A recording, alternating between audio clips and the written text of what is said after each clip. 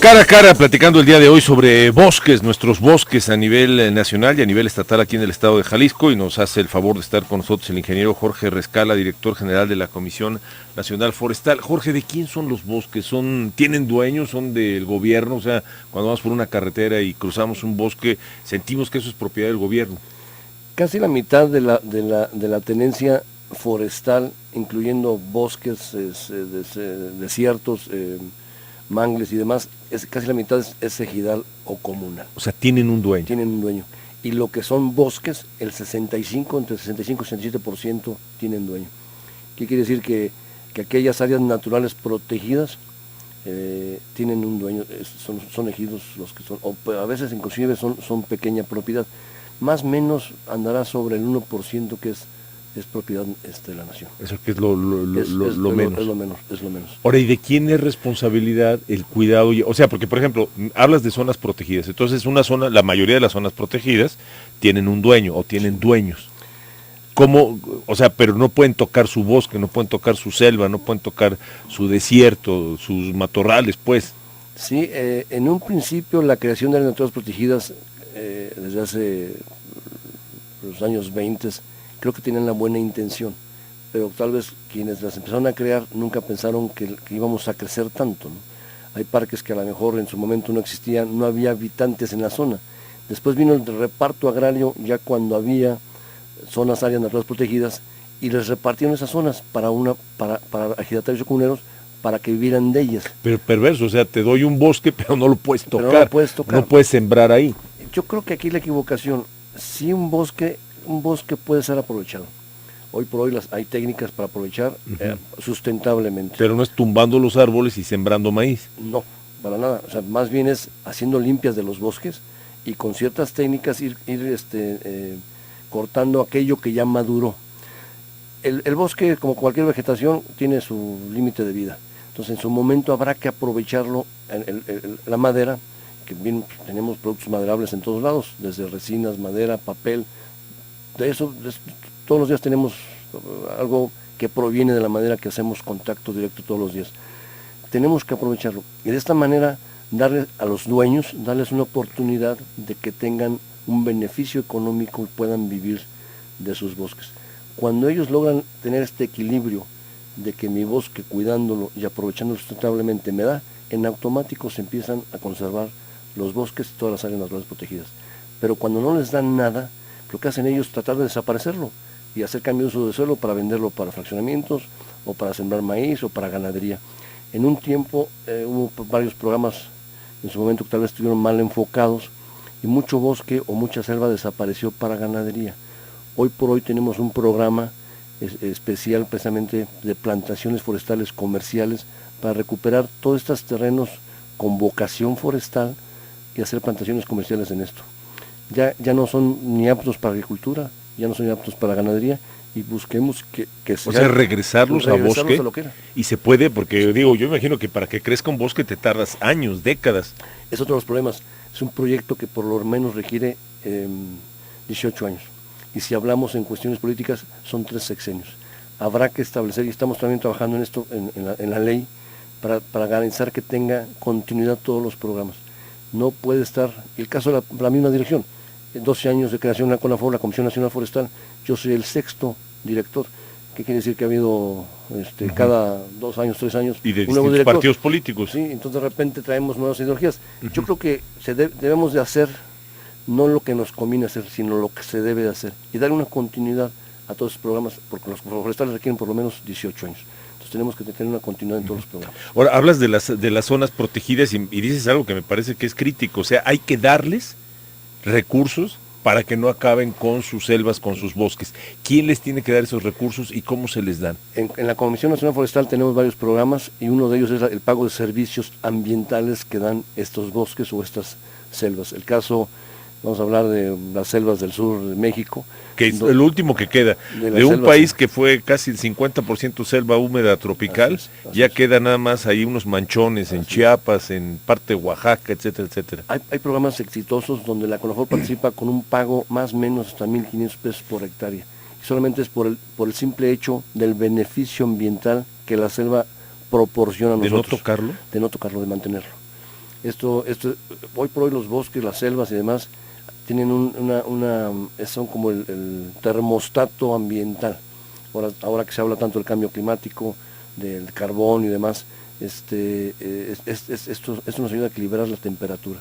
Si las selvas continúan desapareciendo, o los bosques, si no son aprovechados sustentablemente, se pierden, esto va a ser una ¿Por qué no nos das, Jorge, un ejemplo de un desarrollo de un bosque? O sea, hablando de bosques tipo los que hay aquí en el estado de Jalisco, de un desarrollo de bosque sustentable.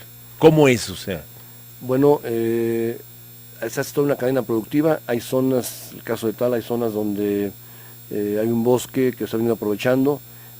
Para aprovechar un bosque se requiere un permiso. ¿Y qué es este permiso? Bueno, imagino que un tamaño mínimo, ¿no? De bosque. No, bueno, sí, dependiendo de lo que dependiendo de lo que se puede aprovechar. Se hace un estudio, para poder dar un permiso se requiere un estudio técnico. Esto lo hace un ingeniero forestal, bajo ciertas técnicas que están aprobadas no solamente en México, sino a nivel internacional, de cómo aprovechar hay diferentes técnicas, rodales, tala general, o sea, matarraza, algunas se llama, aquí en México no se ocupa mucho. Te platico los rodales. Se va a hacer una intervención de un bosque, se hace un estudio para hacerlo durante 10 años y se hacen rodales, círculos para aprovecharlo. El primer año una cantidad, el segundo año otra cantidad y así sucesivamente hasta terminar en los 10 años. Y ya cuando se termina el 10º año puedes empezar a cosechar el primer año que habías cosechado. Regularmente esos aprovechamientos no puedes aprovechar más allá del 30% de la masa forestal que ya existe. O sea, no es a matarraza, no es desapareces todo. Que sí hay abuso, lo hay. Y es donde nosotros tenemos un contacto directo con Profepa y con otras instancias precisamente para que se hagan los trabajos como deben de ser. Entonces ya, cuando ellos ya trajan su madera, hay ejemplos en Michoacán, en el caso de San Juan Nuevo, que ya tienen una fábrica, un aserradero. En el aserradero hacen todo el proceso de su madera. Esta madera la pasan a una fábrica de muebles y después tienen toda la cadena productiva. Casos como estos hay varios a nivel nacional, en todos los estados, en Jalisco, en Michoacán, en el Estado de México. Muchos inclusive de estos dueños o poseedores eran taladores ilegales anteriormente. Uh-huh. Hay que recordar que el aprovechamiento forestal por muchos años estuvo, si bien, aunque fueran ejidos, los hacía la iniciativa privada, grandes consorcios. Y a partir de más o menos de unos 18 años para acá, el gobierno empezó a tratar de que la gente que vive, que son los dueños posicionales del bosque, sean quienes lo aprovechen. Entonces por eso de repente ellos veían que ellos aprendieron a hacer un aprovechamiento porque era lo que veían cuando no había un cuidado general. Nos ha costado trabajo que entiendan la forma como se debe hacer. Y hoy por hoy casi la mayoría de los bosques lo aprovechan los dueños que son ejidos. Y les es negocio. Y les es negocio. Hay gente que vive del bosque, logran vivir dignamente, logran establecer, logran tener hasta una casa. Un ejemplo del Estado de México, una comunidad que se llama Palo Seco, ellos eran talados ilegales, hoy por hoy con sus bosques ya han podido construir casas, pies de casa para los propios ejidatarios, y las van ellos rifando año con año cuando los van criando, tienen su propio aserradero, pudieron construir su iglesia, pudieron construir su templo, construyeron su clínica, construyeron la escuela, construyeron un gran auditorio que hoy rentan en la zona, y todo esto del dinero proveniente del bosque. Cuando el bosque les da un dinero, en automático ellos empezarán a cuidarlo. Creo yo que si hay una necesidad económica o hay hambre en los bosques, no podrá haber sustentabilidad. Pero eso es como una paradoja, ¿no, Jorge? Porque a nivel mundial te enteras de que hay lugares donde les urge tener zonas verdes, bosque. De hecho, puedes hacer un buen negocio con el tema de la huella del carbono, que en México todavía estamos un poco atrasados, donde es negocio tener, como tú dices, una zona verde, un bosque, una selva, y no tocarla, y cobrar por no tocarla porque estás limpiando la atmósfera, ¿no? Pero lo que se toca es aquello que ya va a salir, que está caducando, por así decirlo. Uh-huh. Entonces, se hace en el estudio y se va a caducar. O sea, si sabemos que cierta madera tiene una duración de crecimiento, no estamos sacando árboles nuevos, sino más bien aquello que ya está maduro. es los aprovechamientos forestales, de esta manera lo hacemos. En México estamos muy adelantados en lo que es en cuestiones de carbono. México ha propuesto varios temas a nivel internacional. Hoy por hoy México es representante, me tocó a mí recibir ya la presidencia dentro de la FAO. Hay un comité forestal que es el COFO. Dentro de este COFO hay comisiones forestales en las regiones y hoy nos toca presidir la Comisión Forestal para América del Norte, donde está participando Estados Unidos, Canadá y México. Hace poco estuvimos hace un mes estuvimos en Roma, precisamente aportando nuevas ideas de lo que tenemos que hacer con el bosque. Y nos ven bien, o sea, sí estamos... O sea, que puede ser negocio para los propietarios de bosques en México. Siempre ha sido negocio. A nivel mundial incluso, o sea, recibir mundial. Divisas por tener bosques y tenerlos bien. Ha sido hay varios factores que a lo mejor de repente la sociedad no conoce. Estados Unidos dicen, bueno, ¿por qué no aprovechan los bosques como en Estados Unidos? Porque en Estados Unidos nada más tienen, cuando mucho, 3 especies de forestales. Canadá igual tendrá 2 especies forestales. Aquí somos megadiversos.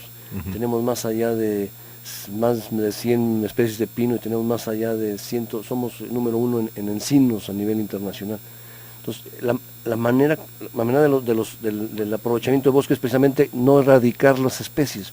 Es donde viene el problema de que casi no podemos a veces tocar algunas cosas y está el malentendido de pareciera que no podemos tocarlo, ¿no?